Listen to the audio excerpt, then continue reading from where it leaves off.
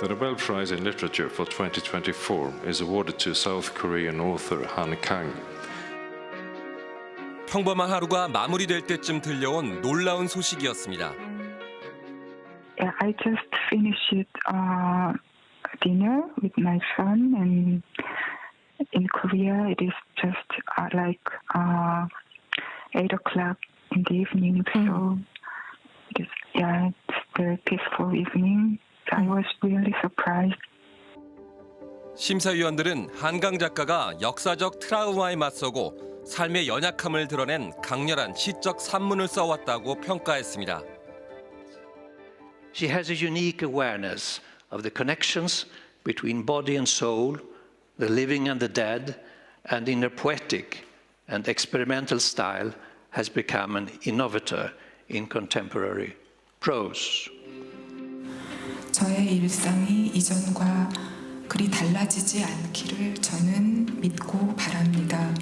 지금까지 그래왔던 것처럼 계속 써가면서 책 속에서 독자들을 만나고 싶습니다.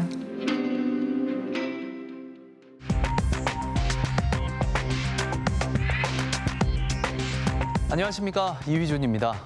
오늘 스트레이트는 먼저 한강 작가의 노벨 문학상 수상과 이 소식을 바라보는 우리 사회의 모습에 대해 살펴보겠습니다. 이지수 기자가 나와 있습니다. 역사적 트라우마에 맞서고 삶의 연약함을 드러내는 강렬한 시적 산문이다. 한강 작가가 노벨 문학상 수상자로 선정된 이유였습니다.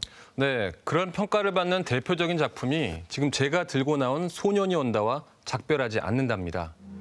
국가의 폭력으로 얼룩진 현대사의 질곡에서 우리가 마주쳤을지도 모를 사람들의 발자취를 다뤘습니다. 왜 태극기로 시신을 감싸느냐고, 애국가는 왜 부르는 거냐고 동호는 물었다. 태극기로 고작 그걸로 감싸보려던 거야. 우린 도륙된 고깃덩어리들이 아니어야 하니까 필사적으로 묵념을 하고 애국가를 부른 거야. 소설 소년이 온다는 1980년 5월 광주 전남도청 상무관에서 계엄군에게 희생당한 시민들의 시신을 지키는 15살 동호의 이야기로 시작합니다.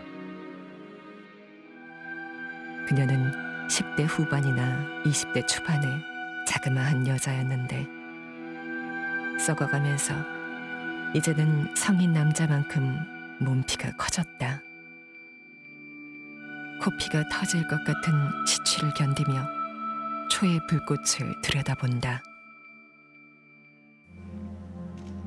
5.18 민주화운동 당시 실존했던 인물들이 소설의 소재가 됐습니다. 동호의 모델은 광주상고 1학년이었던 문재학 군입니다. 재학 군의 어머니도 동호의 어머니로 소설에 등장합니다.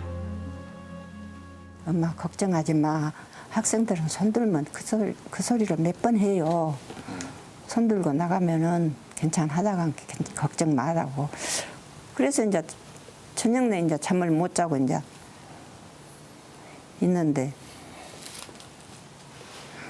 한 2시 반에서 3시 사이에 도청 쪽에서 아주 총소리가 콩팅 소리가 나요. 1980년 5월 27일 재학군은 전남도청에 마지막까지 남아 싸우다 계엄군에 사살당했습니다. 시신은 열흘이 다 돼 간신히 찾았습니다. 관뚜껑 닫기 전 마지막으로 봤던 내 얼굴이 얼마나 해숙했는지, 내 살이 그렇게 희었던 줄 그때 처음 알았다. 나중에 너희 작은 형이 그러더만은 총을 맞고 피를 너무 흘려서 네 얼굴이 그리 희었다고. 그래서 관이 가벼웠다고. 시체가 부패되어 갖고 사람이 이렇게 부패가 되면은 일이만 부패가 되지 일이는 안 늘어난가 봐요. 그래 갖고 저는 아닌 것 같은데 다 길하게요. 길하고. 지난 2021년 공개된 외신 기자 노먼소프 씨가 촬영한 사진. 계엄군의 진압작전이 끝난 후 전남도청 2층 복도 바닥에 피를 흘린 채 쓰러져 있는 문재학 군과 친구 안종필 군의 시신이 찍혀 있습니다. 당시 고등학생들이 입던 교련복 차림이었습니다. 팔 밑엔 부서진 빵 조각들이 떨어져 있습니다.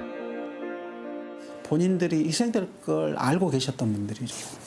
이제 저도 이제 검시 기록을 보면서 이게 가족들이 안 봤으면 좋겠다.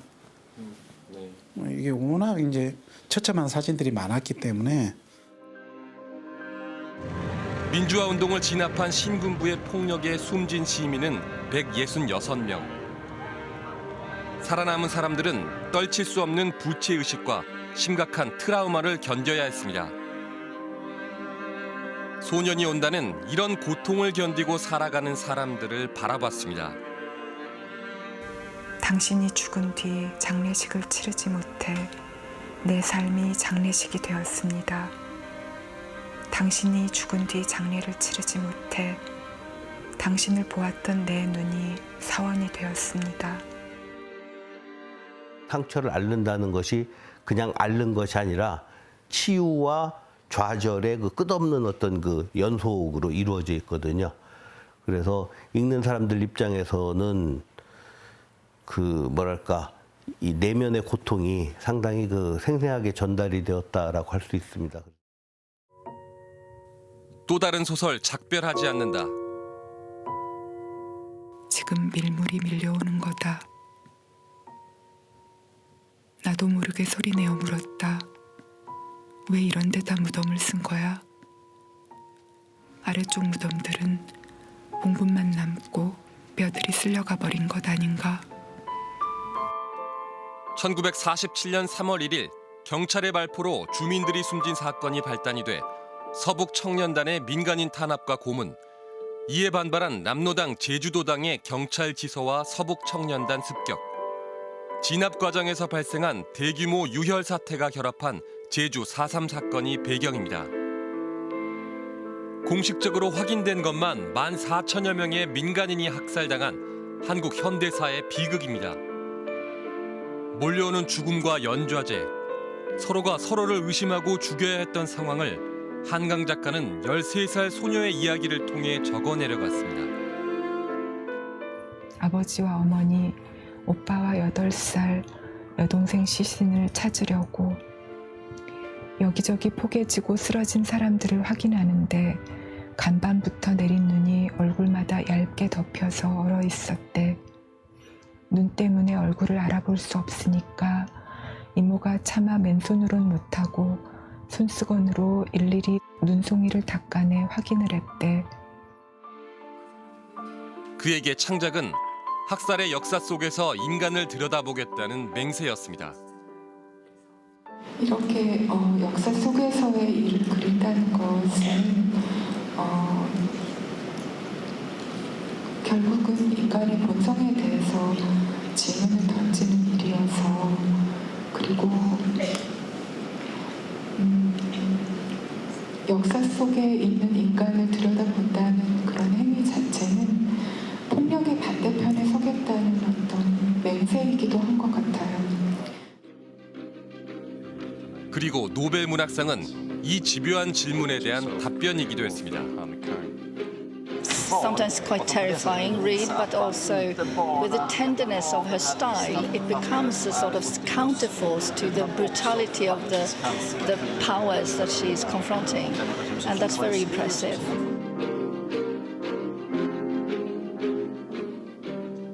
노벨 문학상 수상 소식이 전해지면서 한강 작가가 과거 문화예술계 블랙리스트에 올랐다는 사실도 다시 주목받고 있습니다. 네, 정부가 주도해서 문화예술인에 대한 지원을 끊고 작품을 검열하는 불이익을 준 사건인데요. 어떤 일이 있었던 건지 취재했습니다. 이제 2013년에 대부분의 이 소설을 썼는데 그때는 굉장히 암울했죠. 그리고 이렇게 쓰고는 있지만 뭐 책이 나오면 신문에 기사 한 줄이라도 나올까 이런 생각도 들고. 암울한 전망은 현실이 됐습니다. 전국의 공공도서관에 양서를 공급하는 국책사업인 세종도서 지원사업. 소년이 온다는 3차 심사까지 올랐지만 결국 지원 대상에서 탈락했습니다. 배경엔 박근혜 정부의 문화예술계 블랙리스트가 있었습니다. 소년이 온다를 비롯해 9건의 책이 사상적으로 편향되고 역사를 왜곡했다는 등의 이유로 배제됐습니다. 5.18이나 뭐 어쨌든 정치적인 내용이나 사회적인 어떤 것들에 대해서 비판적인 시선을 갖고 있으면 그것이 이제 좌파 예술인이다라는 식으로. 당시 문화체육관광부는 런던 도서전, 파리 도서전, 베를린 문화축제 등 각종 해외 초청 행사에서도 한 작가를 빼려고 시도했습니다. 2016년 한강 작가가 소설 채식주의자로 세계 3대 문학상 중 하나인 부커상을 수상했을 땐 박 전 대통령은 축전도 보내지 않았습니다. 문화예술계의 블랙리스트엔 한 작가를 비롯해 문화예술인 9,473명의 이름이 올라 있었습니다. 주로 박근혜 정부에 비판적이거나 진보적 성향을 보인다는 평가를 받는 사람들이었습니다. 심지어 봉준호, 박찬욱, 황동혁 감독도 포함돼 있었습니다. 아카데미상, 칸 영화제, 미국 에미상을 휩쓸게 되는 감독들입니다. 실체는 국정농단 특검 수사에서 구체적으로 드러났습니다. 연간 약 2천억 원에 이르는 문화예술 분야의 보조금을 단지 정부 정책에 비판적이거나 견해를 달리한다는 이유만으로 해당 문화예술인이나 단체에 대하여 그 지원을 배제함으로써 박근혜 정부 당시 김기춘 청와대 비서실장, 조윤선 정무수석 등이 작성과 관리에 관여한 것으로 드러났습니다. 블랙리스트를 작성하라고 지시한 적도 없고 지금까지 블랙리스트를 본 적도 없습니다. 전현직 공무원 7명이 직권남용 등의 혐의로 재판에 넘겨졌고 법원은 올해 1월 김 전 비서실장에 대해 징역 2년, 조 전 수석에 대해선 징역 1년 2개월의 형을 확정했습니다. 이런 블랙리스트는 불현듯 등장한 건 아니었습니다. 지난 2008년 이명박 정부 당시 청와대에서 만든 문화권력 균형화 전략 문건. 좌파는 지난 10년간 정부의 조직적 지원하에 주도 세력으로 부상했다며 대부분의 문화예술인은 정부와 기업의 지원금에 의존하는 점을 고려, 의도적으로 자금을 우파 쪽으로만 배정하고 체계적으로 관리한다는 방법을 내놨습니다. 그러면서 좌파 집단에 대한 인적 청산은 소리 없이 지속 실시한다고 적었습니다. 문화예술계의 진보적인 인사들을 좌파로 규정하고 이들이 문화예술을 건전하려 가로막고 있으니 정부 보조금이라든가 지원 활동에서 배제하자라는 큰 정책 위반입니다. 당시 국정원은 특정 연예인들의 방송계 퇴출을 유도하거나 배우들의 합성 사진을 유포하기도 했습니다. 유실 때든 50 때든 60 때든 다 있었어요. 그런데 민주정부가 들어서면서 없어졌던 거거든요. 그런데 그것이 다시 복원이 된 거죠. 그러니까 이런 블랙리스트를 만든 사람이나 지시하고 그걸 따른 사람 모두 다가 이게 불법 행위라는 걸 너무나 잘 알고 있었습니다. 윤석열 대통령은 노벨문학상 수상에 대해 대한민국 문학사상 위대한 업적이자 온 국민이 기뻐할 국가적 경사라고 축하했습니다. 문체부도 한강 작가가 세계적인 작가가 되기까지 지속적인 지원을 해왔다고 자찬을 했고요. 그럼에도 불구하고 문화예술계는 이런 축하의 진정성을 의심하고 있습니다. 그 이유를 알아봤습니다. Le prix de la mise en scène est attribué goes to Song Kang-ho. 취임 초 전해진 반가운 소식. 윤석열 대통령은 송강호 배우와 박찬욱 감독을 대통령실로 초청했습니다. 두 사람 모두 박근혜 정부 블랙리스트의 피해자이기도 했습니다. 식사를 하면서 좀 좋은 말씀 많이 듣겠습니다. 이 자리에서 윤 대통령은 정부의 문화예술 정책 기조는 지원은 하되 간섭은 하지 않는 것이라고 강조했습니다. 그런데 취임 5개월 뒤 이른바 윤석열차 만화 논란이 터졌습니다. 한 학생이 그린 풍자 만화가 한국만화영상진흥원이 주최한 공모전에서 금상을 받았는데 문체부는 정부 예산을 받으면서 행사 취지에 어긋나게 정치적 주제를 다룬 작품을 선정해 전시했다며 책임을 묻겠다고 나섰습니다. 같은 달 열린 부마 민주항쟁 기념식.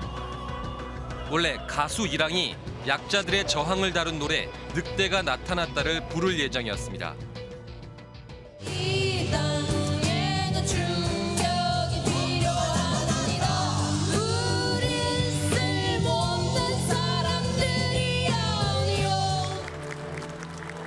그런데 밝고 희망찬 분위기를 원한다는 행정안전부의 요구를 이 씨가 거절한 뒤 공연은 무산됐습니다.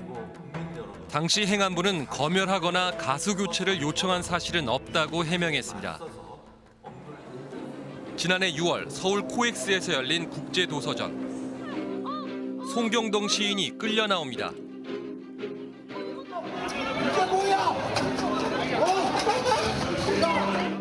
박근혜 정부 블랙리스트 사건에 연루된 작가를 홍보대사로 위촉한 데 항의하는 기자회견을 마치고 행사장에 들어가려 했는데 도서전을 참관 중이던 김건희 여사를 경호하던 경호원들이 제지에 나선 겁니다. 대통령 경호처는 주최 측이 선정한 참석자만 입장이 가능해서 그 외 인사들의 난입을 제재한 것이라고 설명했습니다. 이제 까닭도 몰랐죠. 입을 틀어막고 있다가 한 7명이 저를 들쳐들더니 그 큰 코엑스몰을 수백 미터 돼요. 거기를 들고 달리더라고요. 소동이 벌어지고 얼마 뒤 공교롭게도 박보균 당시 문체부 장관은 서울도서전 수익금 처리가 불투명하다며 출판계를 이권 카르텔로 지목했습니다. 불투명하고 불공정한 업무 처리가 이권 카르텔로 작동하고 있음을 확인을 했습니다. 뒤이어 후임 문체부 장관 자리에 이명박 정부 블랙리스트에 관여했다는 의혹을 받아온 유인촌 전 장관이 귀환했습니다. 이명박 정부의 블랙리스트라는 말도 없었고 실체가 존재하지 않았습니다. 제가 현장에 있던 사람입니다. 현장에 있던 사람이 좀 미워할 수는 있었어도 올해는 문체부 1차관에 용호성 전 국제문화홍보실장이 임명됐습니다. 박근혜 정부 시절 블랙리스트 전달에 관여한 의혹으로 수사를 받았던 인물입니다. 용 차관은 여러 기관에서 조사를 받아 대부분의 사항에서 무혐의 입증이 됐고 저의 역할이 어떠했든 피해를 입거나 상처받은 분들께 죄송하다는 입장을 밝혔습니다. 한국 사회의 정치 권력, 그다음 행정 관료주의 권력들이 이 블랙리스트라든지 표현의 자유라든지 이런 것들에 대한 기본권에 대한 이해나 이런 것들이 전혀 없다. 이런 분위기 속에서 블랙리스트에 등장했던 역사 왜곡, 편향 이런 단어들이 다시 전면에 등장하고 있습니다. 지난 14일 주한 스웨덴 대사관 앞에서 한강 작가의 노벨 문학상 수상을 규탄하는 보수단체의 집회가 열렸습니다. 제주서산 폭동 미화, 광주 사태 미화, 이따위 그 빨갱이 작가에게 상을 준 게 말이 되나? 정신이 없어 스웨덴! 조선일보의 고정 칼럼을 연재하는 김규나 작가는 한림원 심사위원들이 선풍기를 돌려 수상자를 선정했을 거라며 노벨상 수상을 역사 왜곡과 출판사 로비의 결과로 치부했습니다. 5.18 민주화 운동은 비속어를 섞은 듯한 표현으로 지칭했습니다. 선거방송 심의위원을 맡았던 한정석 씨는 5.18은 민주화 투쟁이 아니고 진압되었다는 것은 긍정적인 것이라며 한강 작품은 쓰레기, 노벨 문학상은 파시즘이라고 주장했다가 심의위원직에서 사퇴했습니다. 지난 44년 동안 고통받고 힘들었던 것을 작가 한 명이 이렇게 세계적으로 순식간에 알려줘서 감사하게 생각을 하고 있었습니다. 그런데 어느 날 갑자기 또 다른 소설가나 또 다른 사람들이 노벨상 자체를 또 폄훼하고 문학상을 폄훼하고 그 한강 작가의 작품 내용에 대해서 폄훼를 하고 블랙리스트라는 문건이 없어졌다고 정말 블랙리스트가 해결됐다고 할 수 있는 건지 생각을 해보게 됩니다. 네, 한강 작가가 소설 속에서 표현하려던 부조리를 현실에서 목격하고 있는지도 모르겠다는 생각이 들었습니다. 네, 이지수 기자 잘 들었습니다.